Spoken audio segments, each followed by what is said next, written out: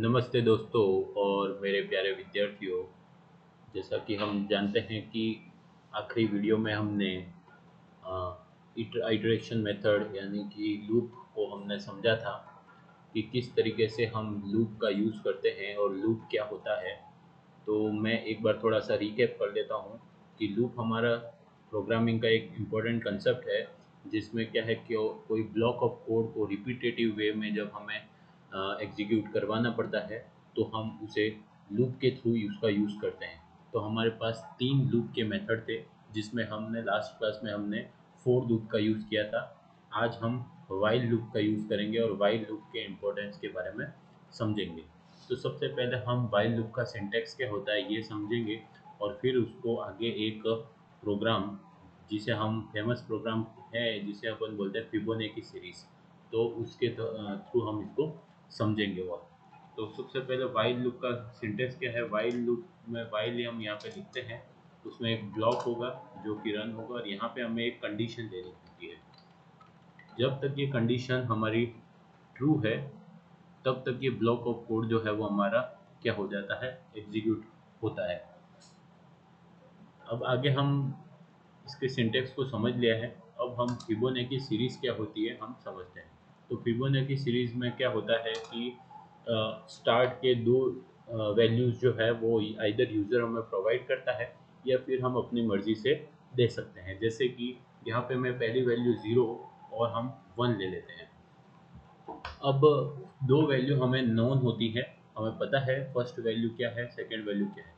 तो नेक्स्ट जो आने वाली वैल्यू है, जैसे कि सेकंड वैल्यू हमें ये थर्ड वैल्यू जो हमें फाइंड आउट करनी है, वो उसके आगे की दोनों प्रीवियस दोनों वैल्यूज़ का क्या होगी, सम होगी। यानी 0 + 1 क्या होगा, 1 होगा।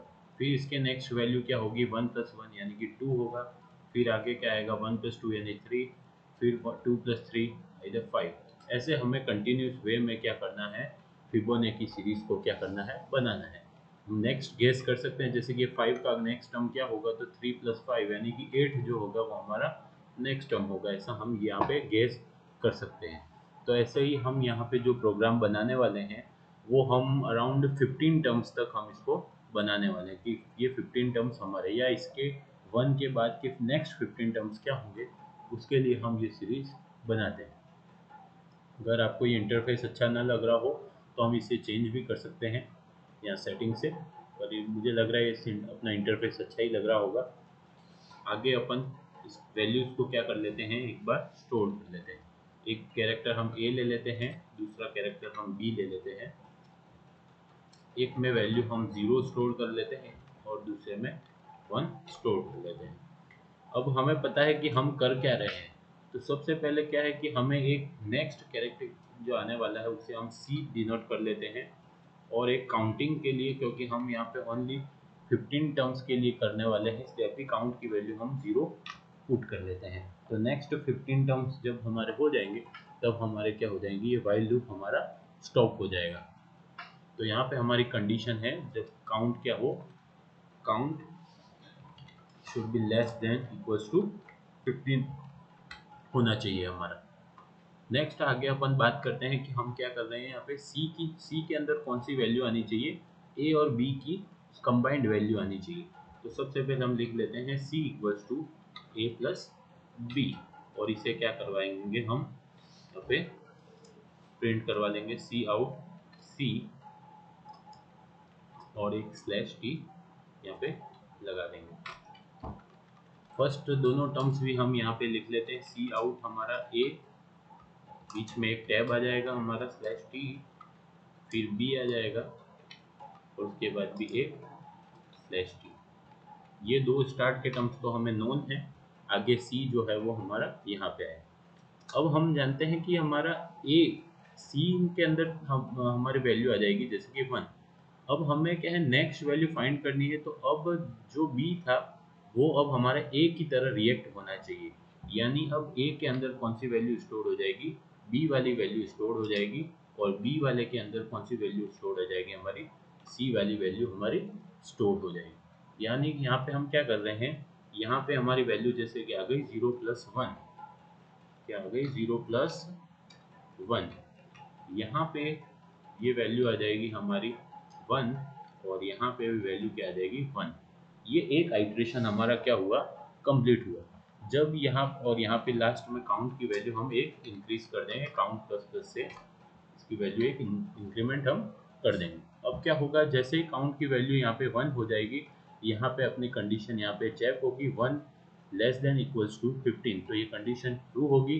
वापस ये कोड हमारा रन करेगा। अब नेक्स्ट टाइम क्या होगा, ए के अंदर क्या वैल्यू है 1 है, तो यहाँ पे आ जाएगा 1। बी के अंदर भी हमारी वैल्यू क्या है 1, तो सी के अंदर वैल्यू कितनी हो जाएगी 2 हो जाएगी। सी के अंदर 2 हो जाएगी और 2 वहाँ पे इंटरफेस पे क्या हो जाएगा हमारा प्रिंट हो जाएगा। और आगे का कोड फिर से रन होगा। ए के अंदर वैल्यू आ जाएगी अब अगेन बी वाली यानी कि 1, और बी के अंदर वैल्यू आ जाएगी सी वाली यानी कि 2। ऐसे ऐसे हमारा इंक्रीमेंट जो है वो ये कम्प्लीटली चलता रहेगा। तो मतलब ये लूप जो है वो कंटिन्यूसली वे में, रिपीटेटिव वे में हमारा क्या होगा, एग्जीक्यूट होता रहेगा। और हमारे जो स्पेसिफिक कंडीशन जो रहेगी जब तक ट्रू है तब तक हमारा क्या होगा, रन करता रहेगा।